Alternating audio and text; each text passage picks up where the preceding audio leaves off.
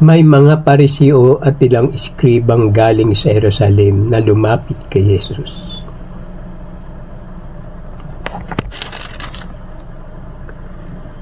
Papuring pagsambang ginagawa nila'y walang kabuluhan. Ang utos ng tao ay itinuturong utos ng may kapal.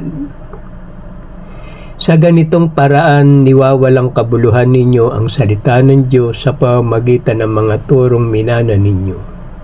At marami pang bagay na tulad nito ang ginagawa ninyo. Sapagkat hindi naman pumapasok iyon sa kanyang puso kundi sa tiyan at pagkatapos ay idinudumi. Sa pagsasabi nito'y para nang ipinahayag ni Jesus na maaaring kanin ang lahat ng pagkain. Sa pangalan ng Ama at ng ating Panginoon Hesukristo at ng Anak at ng Banal na Espiritu. Amen. Amen. Amen. Amen. Amen. Amen. Amen. Diyos amang makapangyarihan sa lahat na may lalang ng langit at lupa, purihin ka, Panginoong Yahweh, ng buong puso ko at kaluluwa. Purihin amang Yahweh, pagkat siya ay mabuti. Purihin Espiritu Santo, pagkat siya ay mabuti. Purihin Jesucristo, pagkat siya ay mabuti. Purihin amang Yahweh, pagkat siya ay mabuti. Purihin Espiritu Santo, pagkat siya ay mabuti. Purihin Jesucristo, pagkat siya ay mabuti. Purihin amang Yahweh, pagkat siya ay mabuti. Pinupuri ko po ang inyong puso, isip, karunungan. Banal na Espiritu, banal na kapangyarihan, malinis na pangalan, malinis na kalooban, at sa walang hanggang ninyong kadakilaan. Ama, maghari nawa ang kapayapaan, kasaganahan, pagmamahalan, pagbibigayan, pagmamalasakit, pag-ibig at katarungan. Diyos amang makapangyarihan sa lahat na may lalang ng langit at lupa, dagat at lahat ng mga nakikita natin at pati ang ating buhay. Mga isdang naglalakihan sa karagatan, mga hayop na kinakain sa kalupaan, mga gulay at prutas na nagbibigay sa atin ng kalakasan, mga puno at halamang gamot na ginawa ng Diyos, tinitimpla ito ng parmasyotika upang ipamahagi sa lahat na may karamdaman dito sa bayang Pilipinas at maging sa buong sanlibutan. O kay buti mo, Panginoong Yahweh, marapat lamang na kay pasalamatan, kilalanin, paglingkuran, at sambahin sa pangalan ng Ama, at ng ating Panginoon Jesucristo at ng Anak at ng Banal na Espiritu. Amen. Amen. Amen. Amen. Amen. Amen. Amen. Maraming salamat po, Ama, sa magandang umaga. Maraming salamat po, Ama, sa lahat ng biyaya na pinagkakaloob niyo sa amin dito sa bayang Pilipinas. Sa bayang Marilao, Mekawayan, Ilocos, Mindanao, Mindoro, Bicol, Metro Manila, at sa buong karatig pook, sulok at gitna ng Pilipinas. Maraming salamat po, Ama, sa aming mahal na Pangulo na si Bongbong Marcos. Patuloy niyo po siyang bigyan ng karunungan, kalakasan, kalinisan ng puso at kababaan ng kalooban upang sa kanyang paglilingkod naroroon ang kanyang lakas na lahat ng ginagawa niya ay naaayon sa kalooban ng Diyos. Amang Yahweh, basbasan niyo po sila ng iyong makapangyarihang salita at ilayo niyo po sila sa lahat ng uri ng karamdaman at ilayo niyo po sila sa mga sakuna na sa kanilang pagpabalik-balik Ilocos ng Manila, Manila to Ilocos. At ang kanyang mahal na ina na si Ginang Imelda Romualdez Marcos, si Irene at si Amy at ang kanilang mga anak, patuloy niyo po silang bigyan ng kalakasan at ilayo sa kapahamakan. At maghari nawa ang kapayapaan,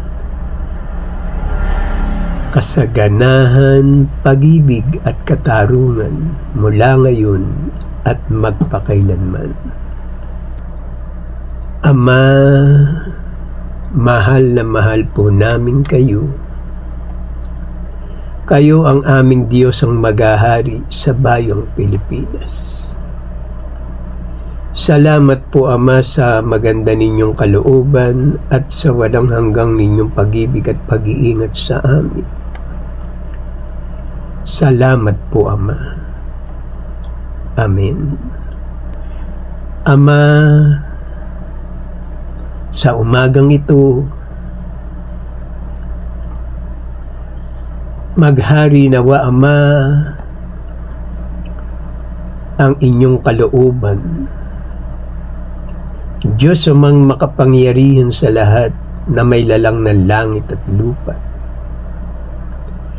Banal na Espiritu, Panginoon Jesucristo, maghari nawa ang kapayapaan, kasaganahan, pagmamahalan, pagbibigayan, pagmamalasakit, pag-ibig at katarungan mula ngayon at magpakailanman.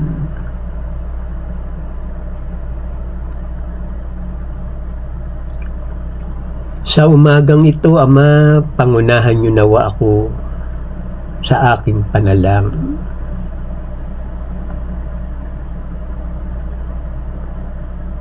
Lahat ng mga tao na narito sa bayang Pilipinas, mula sa 4 na sulok ng bayang Pilipinas, ay may mga bantay upang hindi makapasok ang mga kaaway. Sapagkat ang bayang Pilipinas ay bibigyan ng Diyos ng katarungan. Maghahari ang magandang mga bagay na siya lamang ang nakakaalam. Lilinisin niya ang bayang Pilipinas sa pamamagitan ng kanyang kapangyarihan. Lahat ng mga gumagawa ng masama at ang mga nagpapakasama ay mawawala na dito sa ibabaw ng lupa, sapagkat hindi na kayo pamamarisan ng mga taong may mga malinis na pamumuhay, kundi aalisin na kayo sa pamamagitan ng mga ginagawa ninyo. Paglapastangan sa lahat ng mga tao na mga nasa paligid niyo. Tayo na at yumuko at tayo'y manalangin, damahin natin ang mensahe ng panalangin na may pasasalamat. Our Father who art in heaven, hallowed be thy name. Thy kingdom come, thy will be done on earth as it is in heaven. Give us this day our daily bread, and forgive us our trespasses, as we forgive those who trespass against us. And lead us not into temptation, but deliver us from evil. For thine in the kingdom, in the power, in the glory, forever and ever. Amen. Purihin amang Yahweh, pagkat siya ay mabuti. Our Father who art in heaven, hallowed be thy name. Thy kingdom come, thy will be done on earth as it is in heaven. Give us this day our daily bread, and forgive us our trespasses, as we forgive those who trespass against us. And lead us not into temptation, but deliver us from evil. For thine in the kingdom, in the power, in the glory, forever and ever. Amen. Purihin Hesus Kristo, pagkat siya ay mabuti. Our Father who art in heaven, hallowed be thy name. Thy kingdom come, thy will be done on earth as it is in heaven. Give us this day our daily bread, and forgive us our trespasses, as we forgive those who trespass against us. And lead us not into temptation, but deliver us from evil. For thine in the kingdom, in the power, in the glory, forever and ever. Amen. Purihin Espiritu Santo, pagkat siya ay mabuti. Ama namin na sa langit, sambahin nawa ang pangalan niyo. Kayo nawa ang siyang maghari sa amin. Sundin nawa ang inyong kalooban dito sa lupa, tulad ng sa langit.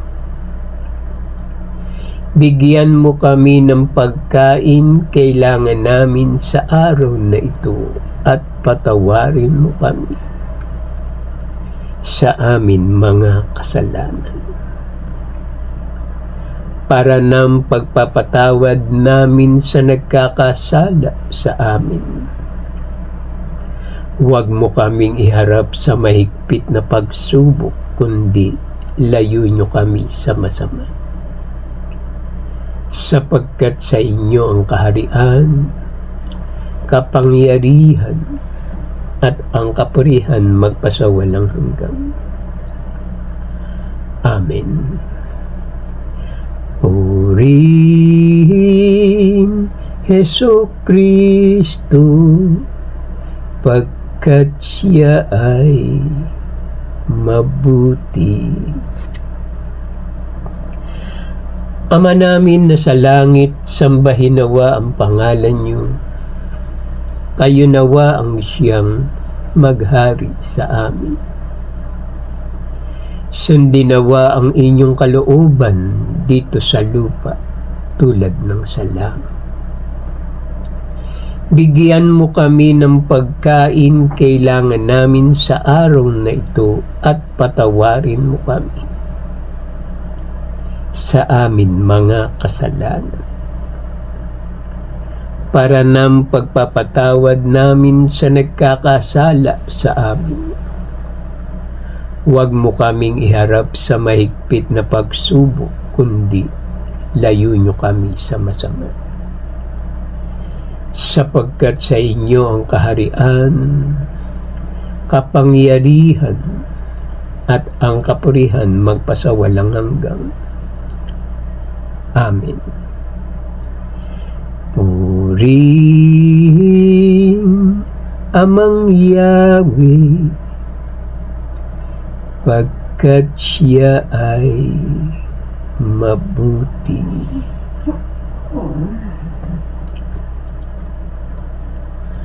Ama namin na sa langit, sambahin nawa ang pangalan niyo. Kayo nawa ang siyang maghari sa amin. Sundin nawa ang inyong kalooban dito sa lupa tulad ng sa langit. Bigyan mo kami ng pagkain kailangan namin sa araw na ito at patawarin mo kami sa amin mga kasalanan, para ng pagpapatawad namin sa nagkakasala sa amin. Huwag mo kaming iharap sa mahigpit na pagsubok, kundi layo nyo kami sa masama. Sapagkat sa inyo ang kaharian, kapangyarihan, at ang kapurihan magpasawalang hanggan. Amen.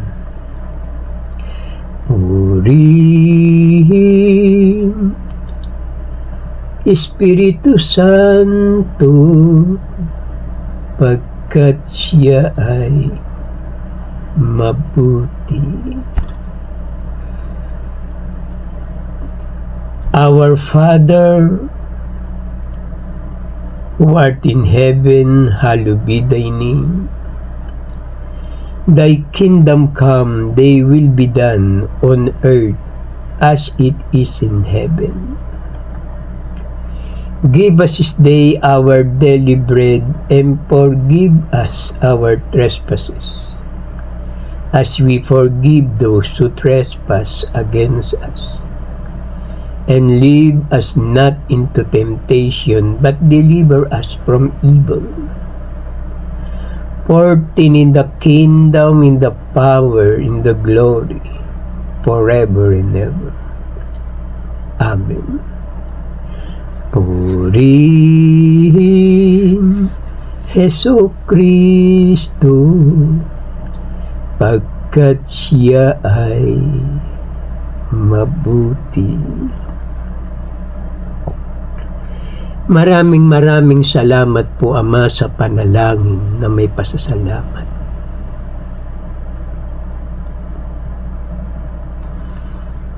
Maraming salamat po, Ama, sa walang hanggang ninyong tipan sa akin. Maraming salamat po, Ama, sa kalakasan, sa karunungan, sa kagalingan, at sa lahat ng mga biyaya na pinagkakalob niyo sa amin sa araw-araw. Maraming salamat po, Ama, sa maganda ninyong kalooban. At sa aming mahal na Pangulo na si Bongbong Marcos, magpakumbaba ka at magpakatatag ka bilang isang pinuno at hari ng bayang Pilipinas. Ano man ang dumarating sa iyong mga pagsubok, kaya mo yan. Ang tandaan mo na lang sa iyong sarili, sa iyong isip, at sa iyong puso, at sa iyong kalooban. Kasama mo ang ating Ama, ang ating Panginoon Hesukristo, at ang ating banal na Espiritu sa pang-araw-araw mo pamumuhay. Dito, sa ibabaw ng sanlibutan ito. Huwag kang matakot. Lagi kanyang kasama. Saan ka man pumaroon. Pati na ang iyong mga nasa paligid. Patnubay at gabay ang siyang laging kumakalinga sa iyo. At maghari nawa ang kapayapaan, kasaganahan, pag-ibig at katarungan mula ngayon at magpakailanman.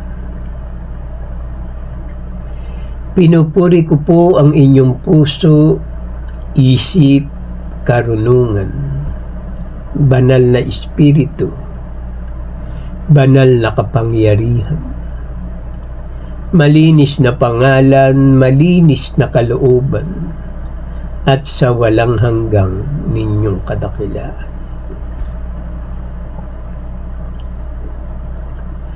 Mapuspos nawa tayo ng habag at kapayapaan at pagkalinga ng ating Amang si Yahweh na nasa langit.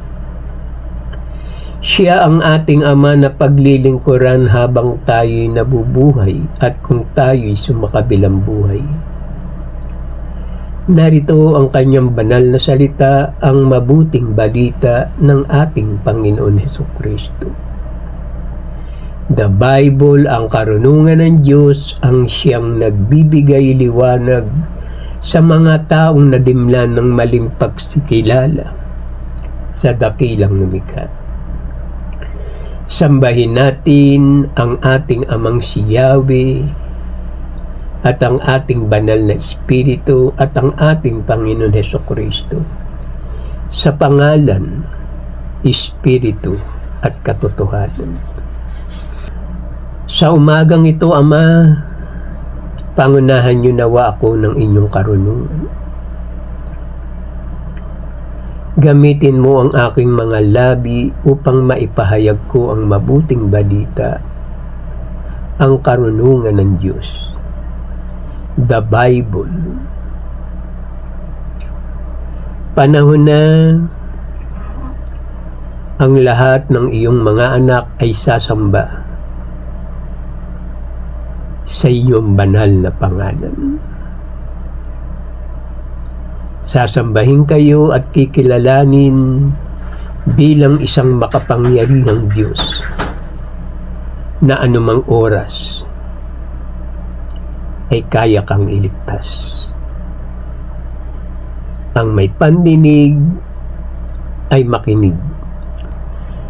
Mga minanang turo,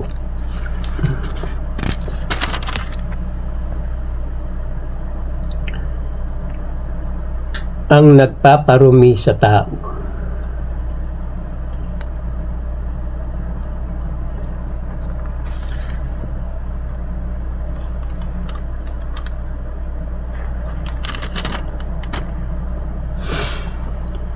Ang may pandinig ay makinig.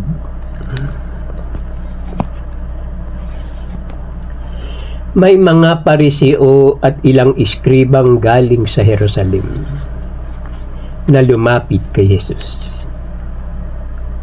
Ang mga Hudyo, lalo na ang mga Pariseo, ay hindi kumakain hanggat hindi nakapaghuhugas ng kamay, ayon sa mga turong minana nila sa kanilang mga ninuno.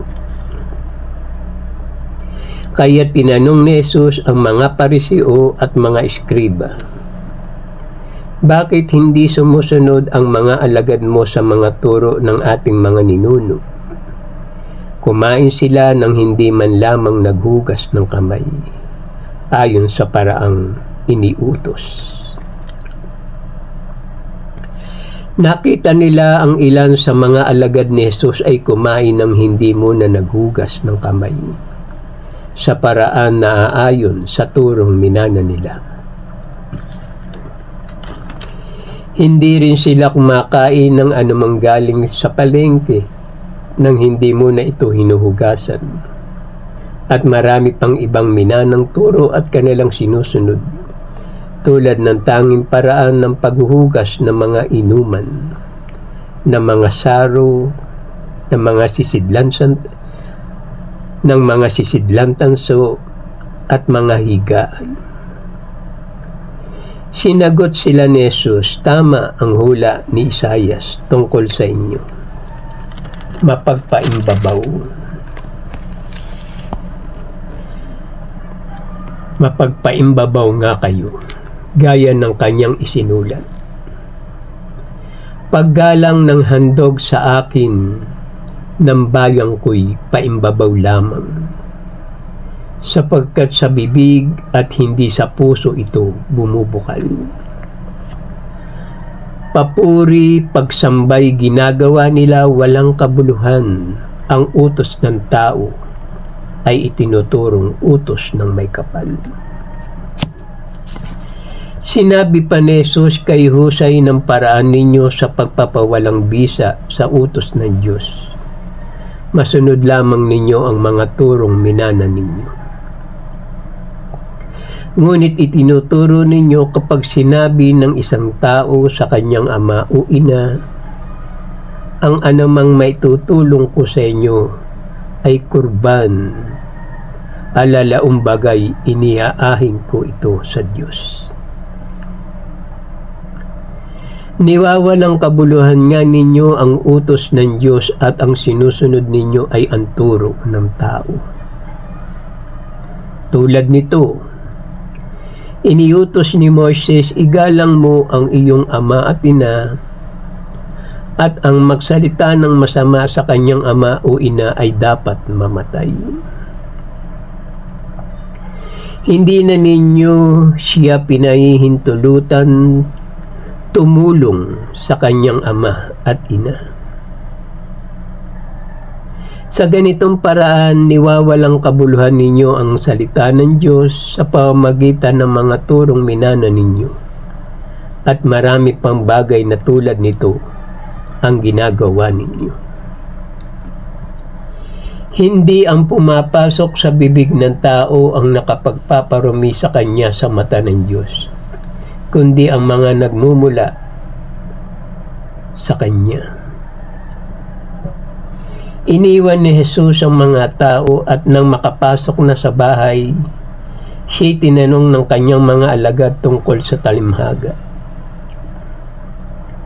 Muling pinalapit ni Jesus ang mga tao at sinabi sa kanila, makinig kayong lahat at unawain ang aking sasabihin. Ang may pandinig ay makinig. Kayo mambay wala rin pangunawa, tugon ni Jesus. Hindi ba ninyo alam na hindi nakapagpaparumi sa tao ang kinakain niya?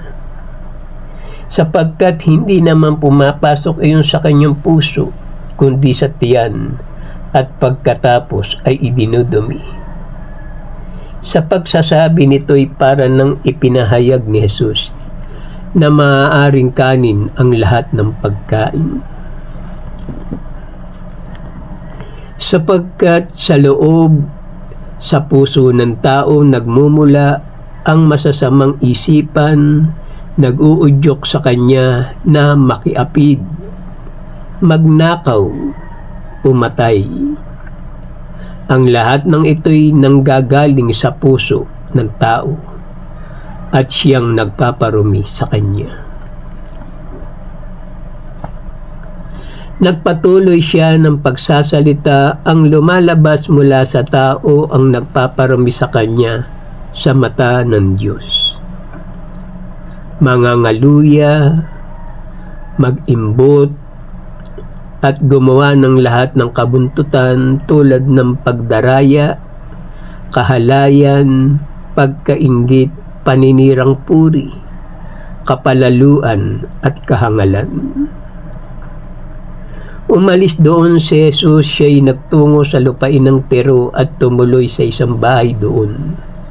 Ayaw sana niyang malaman ni numan na naroon siya. Subalit, hindi gayon ang nangyari. Ang pagdating niya'y nabalitaan ng isang inang may maliit na anak na babaeng inaalimhan ng masasamang espiritu. Pumunta siya agad kay Jesus at nagpatira pa sa kanyang harapan.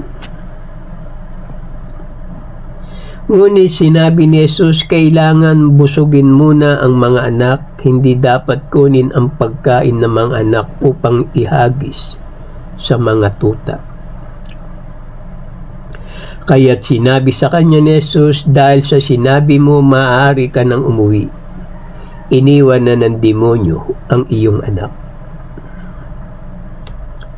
Ang babaeng ito'y hitil, tubo sa Syrophoenicia. Ipinamamanhik niya kay Jesus na palayasin ang demonyo na nasa kanyang anak. Tunay nga po, Panginoon, tugon ng babae, ngunit ang mga tutaman na sa ilalim ng hapag ay naninimot ng mga mumong nalalaglag ng mga anak. Umuwi ang babae at narat na niya sa higaan ang bata, iniwan na nga ng demonyo. Pagbalik ni Jesus mula sa lupain ng Tiro, dumaan siya sa Tidum at nagtuloy sa lawa ng Galilea, matapos tahakin ang lupain ng Decapolis. Inilayo muna siya ni Jesus sa karamihan at isinuot ang kanyang mga daliri sa mga tainga nito. Pagkatapos lumura at hinipo ang dila nito. At nakarinig na ito na wala ang pagkautal at nakapagsalita ng malinaw. Dinala sa kanya ang isang lalaking bingi at utal at ipinamamanhik nila na ipatong sa taong ito ang kanyang kamay. Tumingala si Jesus sa langit at nagbuktong hininga at sinabi sa mga tao, Epata, ibig sabihin mabuksan. Sinabi ni Jesus sa mga tao na huwag ibalita ito kanino man, ngunit kung kailan sila pinagbabawalan, ay lalo naman nilang ipinamamalita ito. Sila'y lubhang nagilalas at ang wika, anong buti ng lahat ng kanyang ginawa. Nakaririnig na ang mga bingi at nakapagsasalita ang mga pipi. Ang wika natin. Amen. Sa ating Diyos ang kapurihan, kadakilaan, karunungan, pasasalamat, karangalan, kapangyarihan, kalakasan, katarungan, pagmamahalan, pagmamalasakit at pagtatagumpay, ngayon at magpakailanman. Maghari nawa ang kapayapaan sa bayang Pilipinas at maging sa buong sanlibutan. Araw-araw mong ipahayag ang aking banal na salita, upang ang lahat ng makakita sa gawaing ito ay maligtas, upang papurihan natin ang ating Amang si Yahweh ng buong puso at kaluluwa. Salamat po. Amen. Ito ang gawain na may pasasalamat sa Diyos kung tayo'y mananalangin at hihingi sa banal niyang pangalan. Masasabi natin sa ating mga labi, maraming salamat po, Ama, sa maganda ninyong kalooban. Mga anak, mga kapatid, kung mananalangin tayo sa Diyos, sabihin natin sa pangalan ng Ama at ng ating Panginoon Hesukristo at ng Anak at ng Banal na Espiritu. Iwika natin sa ating mga labi ang 7 amen at manalangin tayo ng 3 ama namin bago matulog at paggising ng umaga, 4 na ama namin. Kailangan may sound pag tayo'y nananalangin para ang tinig natin ay makarating doon sa kataas-taasang langit mula sa trono ng ating Amang si Yahweh at ang ating banal na Espiritu at ang ating Panginoon Hesukristo. Kailangan bukas ang ating puso, isip at kalooban upang dumaloy ang kanyang kapangyarihan. Kung karamdaman kung anumang pagsubok ay agad niyang ipagkaloob sa inyo upang inyong mapagtagumpayan. Huwag kayong mahihiya sa ating Amang nasa langit pag kayo'y nananalangin ng 7 ama namin sa araw-araw. Huwag naman kayong sosobra sa 7 at huwag naman kukulangin sa 7. Kailangan saktong 7 upang ito'y maging mabisa at makapangyarihan. Lilinisin niya ang lahat ng inyong karumihan at ang lahat ng inyong kasalanan. Sa isip, mata, bibig, puso at kalooban. Sapagkat ang ginagawa ninyo ang siyang nakalulugot sa kanyang harapan. Kaya mga anak, magulang, mga mahal na kaibigan, magbalik loob tayo sa ating Amang nasa langit sapagkat iyan ang ipinahayag ng ating puso, isip at kalooban. Salamat po Ama sa maganda ninyong kalooban, patuloy po ninyong kahabagan ang lahat ng tumatawag sa inyo sa banal na pangalan.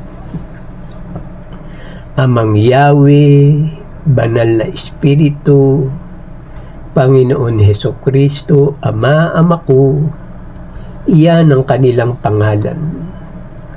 Sa lahat ng nakakita ng bidyong ito, mag-like, comment, and share at mag-subscribe po tayo para ang susunod na video ay agad ninyong makita at marinig. Ipahayag natin ito sa ating mga mahal na kaibigan, kakilala, sa ating mother, father, sister, and brother, upang sila man ay makasamba sa ating Diyos na buhay. Para ang pagpapala at biyaya sa loob ng inyong tahanan sumagana, siksik liglig, umaapaw pa. Ito ang gawain na may pasasalamat sa Diyos.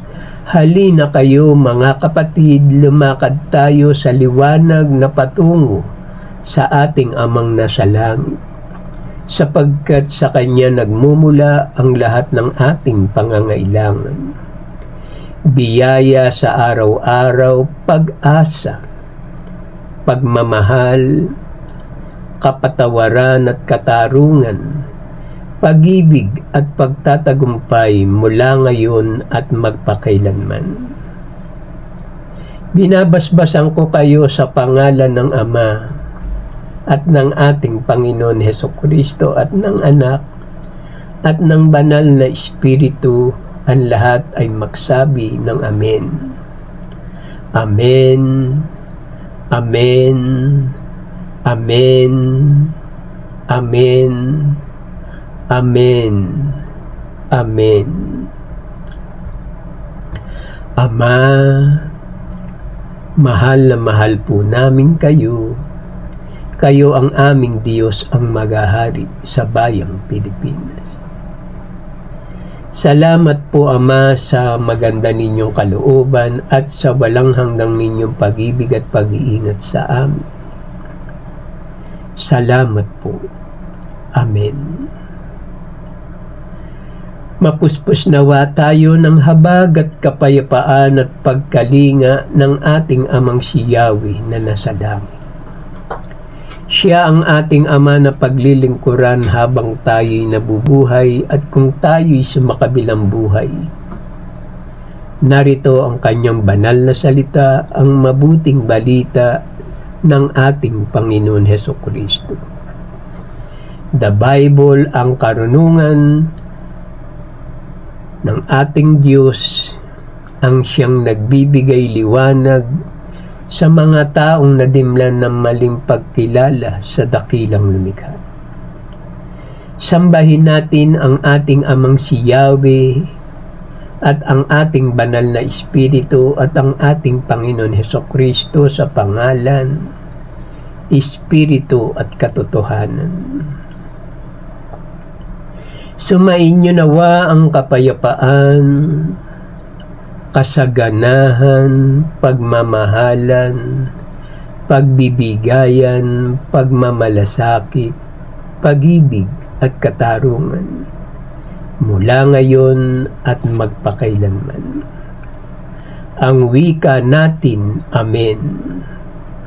Sa ating Diyos ang kapurihan, kadakilaan, karunungan, pasasalamat, karangalan, kapangyarihan, kalakasan, katarungan, pagmamahalan, pagmamalasakit at pagtatagumpay, mula ngayon at magpakailanman.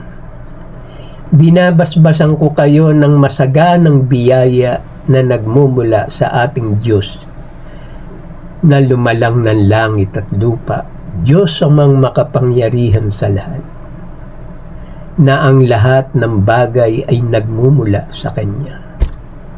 Sa Kanya nanggaling ang ating buhay, nilikha Niya tayo sa pamamagitan ng Kanyang kagandahang loob.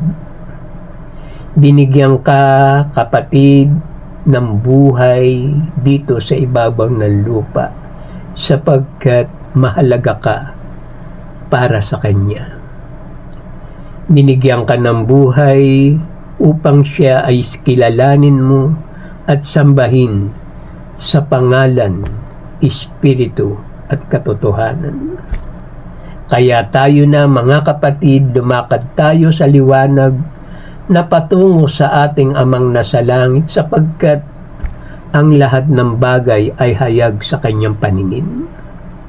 Ano man ang ginagawa mo, mabuti o masama, tiyak na magbibigay ka sulit sa ating Diyos na makapangyarihan sa lahat.